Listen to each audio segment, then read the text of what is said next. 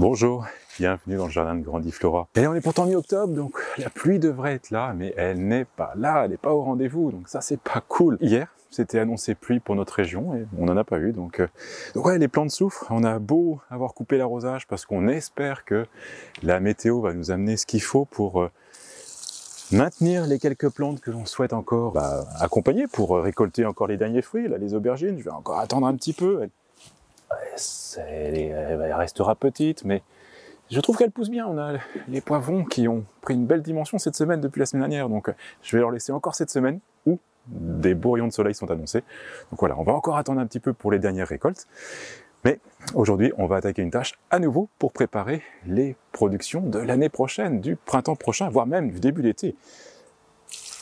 Voilà, allez, allons-y.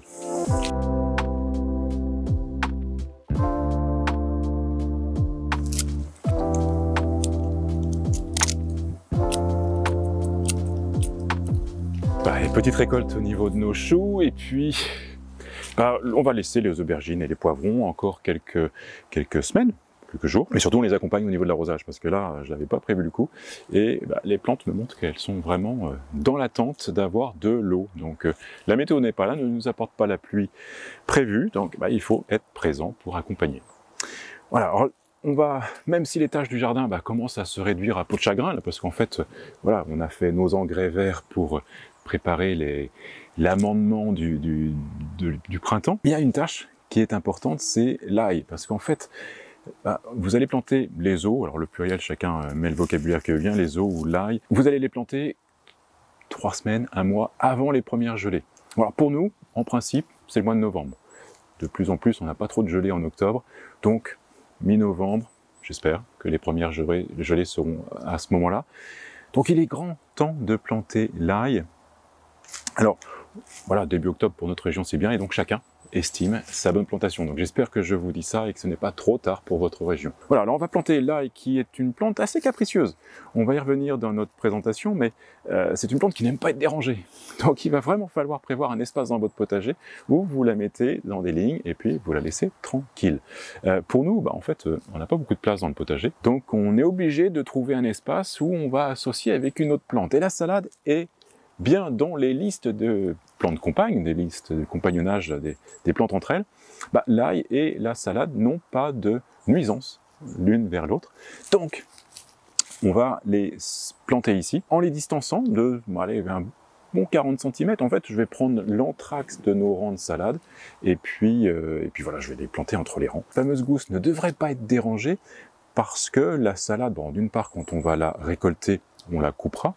Si on en replante à côté, c'est juste une petite motte que l'on va mettre. Donc, on ne devrait pas trop déranger ces gousses et on va les laisser tranquilles pour qu'elles s'installent tout l'hiver. Et donc, on est vraiment dans une préparation de nos petits plats de l'été et de l'automne prochain, puisqu'en fait, la récolte se fera en juillet. Mais ça, on va y revenir.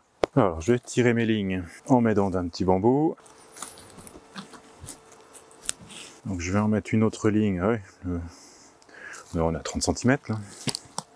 Là, deuxième ligne. Là, l'espace va être un petit peu plus long, c'est pas régulier, mais c'est pas très grave. L'autre rang va être par ici.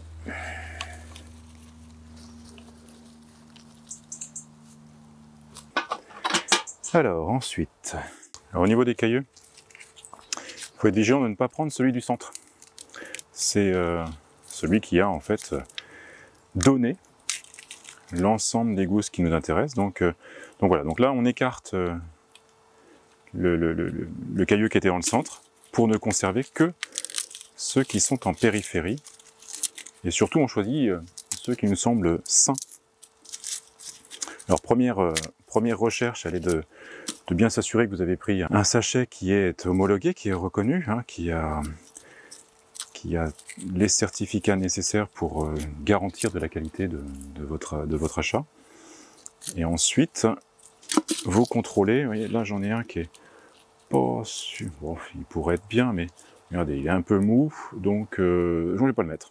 Voilà, on va vraiment choisir les bons cailleux et on les plante, voilà, tête vers le haut et à 3-4 cm de profondeur. Bon, ça y est, le soleil est là. On peut commencer à se découvrir. Alors au niveau des quantités, un cailleux donne 5 à 6 gousses, donc on va pouvoir estimer à peu près notre quantité d'ail qu'il nous faut pour la saison, pour l'été et pour l'automne. Donc je sais que pour nous, d'en mettre une vingtaine, nous donnons à peu près 60 ail, c'est ce qu'il faut. 7, 8, 9, 10, 11, 12, 13, 14, 15, 16, 17, 18. Voilà. Allez, c'est parti. Il y en aura peut-être un peu plus, c'est pas très grave. Donc l'ail que l'on plante à l'automne, l'ail rose ou l'ail blanc, vont avoir une belle dimension. Donc en fait, ça va être les plus gros parmi les ails, parmi les os, à savoir. C'est celui qui se conserve le moins longtemps, donc on dit toujours 5-6 mois. Voilà, ça va faire été-automne. Donc on replantera bien entendu, peut-être même ces mêmes cailleux. Mais l'important, ça va être d'estimer cette consommation que l'on peut avoir. Donc à vous de définir le nombre de rangs qu'il vous faut et l'espace qu'il va vous falloir dans votre potager. Voilà, alors là, je vais reprendre mes lignes. Et puis on va estimer. Donc là, je vais mettre le premier ici.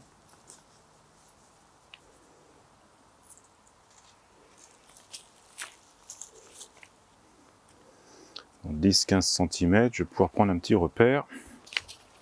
Les petites étiquettes seront parfaites.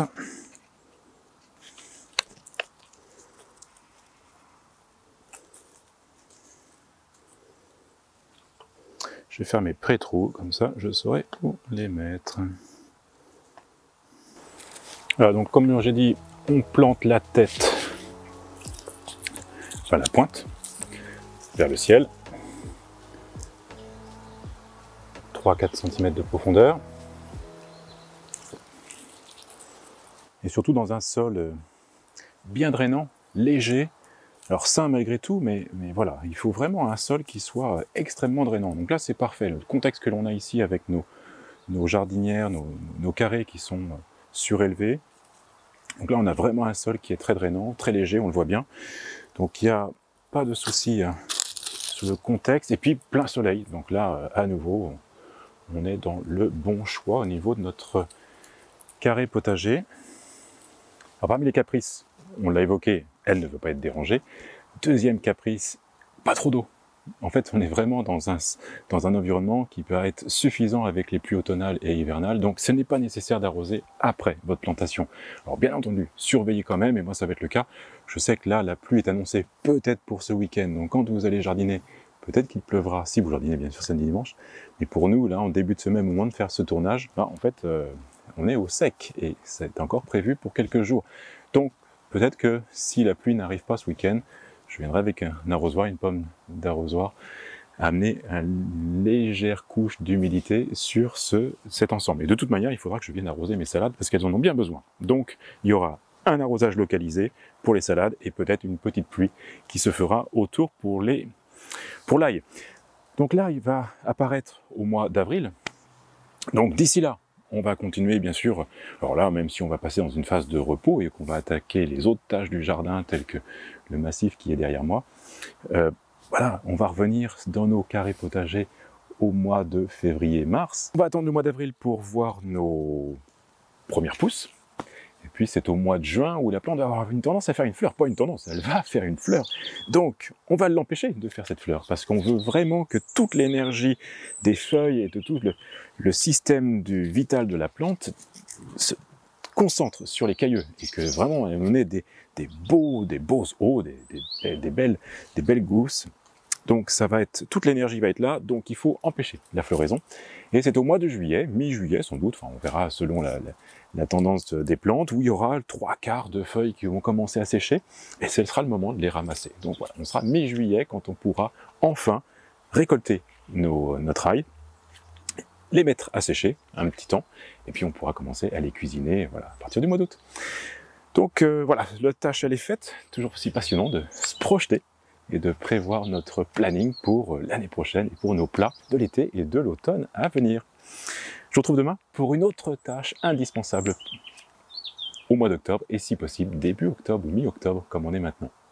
Jardinez bien.